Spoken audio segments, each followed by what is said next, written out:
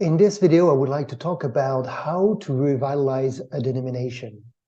I came on the job about 6 months ago, and I was asked to revitalize an historical Baptist denomination in Quebec. And my gut feeling was to say, I need to come up with a wonderful action plan, a 10-year action plan by which I will be able to fix the problem of the denomination and restore it to where it ought to be. This is actually the exact opposite of what we need to do. And I'm very thankful that I came across the writings and the research of Jill Randall in his book, Quietly Courageous, because he said this is exactly what you should not do. You should not come up with a linear action plan of 10 years. You should approach our current predicament with a posture of learning, as if you were entering a territory that no one has walked in before. As if the current predicament, which is liquid modernity, is breaking any kind of action plan that you can come up with. And that the only posture that you can bring forth to the table is that of a student. How do you revitalize a denomination in liquid modernity? And Jill Randall offers 3 questions, which I found really profound, and we've used them, and I share that with you if you're in need to revitalize your organization. The first is the question of identity. Tell me who you are now. Don't tell me who you were in the past. We go all the way back to 1835, and it's easy for us to feel nostalgic about our history. Pioneers who came from Europe and started in a very, very complex context, evangelism in Quebec. But the question he asks is, who are you now? And the reality is that we are very different than when we started. Today, we are a multicultural denomination.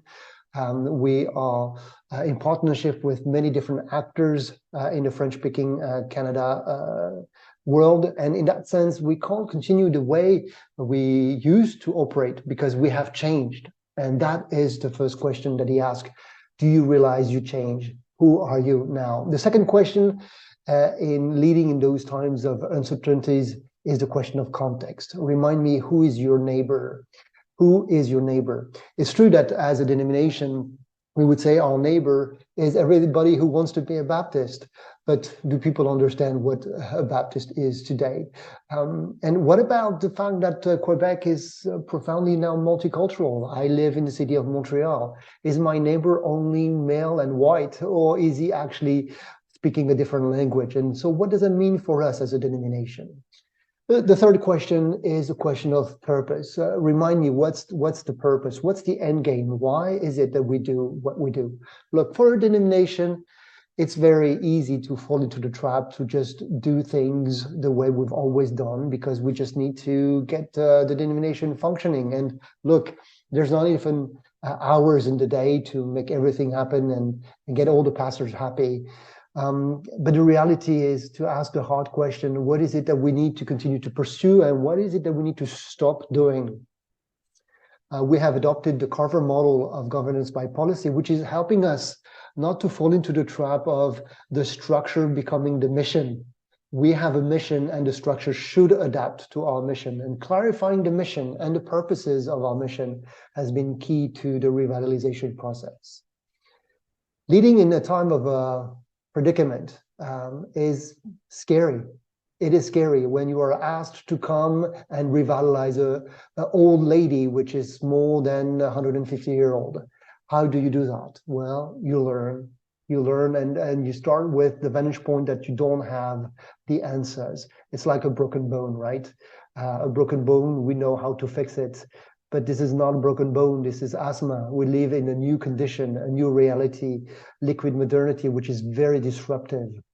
In that sense, it reminds me of the words of another apostle, not Jill Randall, but one who lived 2,000 years ago. His name is Paul, Saul of Tarsus.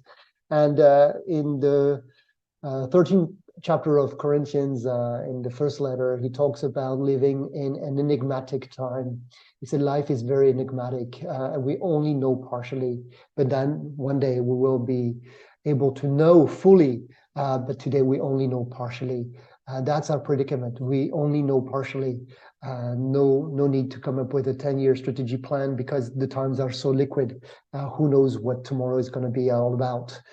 But he says only three things will last in that kind of season. It's faith, hope, and love. Faith, hope, and love. And those are the markers, right? Faith is where do you go? Hope is how do you go? And love is with who do you go on the journey? Faith, an idea of destination, of purpose. Hope is how you go about it. And then love is with whom you go towards your final destination. Is the question of context and neighbor. So this little video to encourage you to read Quietly Courageous by Jill Rendell, and to tell you that let's all learn together about how to navigate those uncertain times. Let's share together best practices in how to revitalize our religious organization. It's time to learn, not to know. It's a time to live with this new condition that we call secularization in an uncertain time.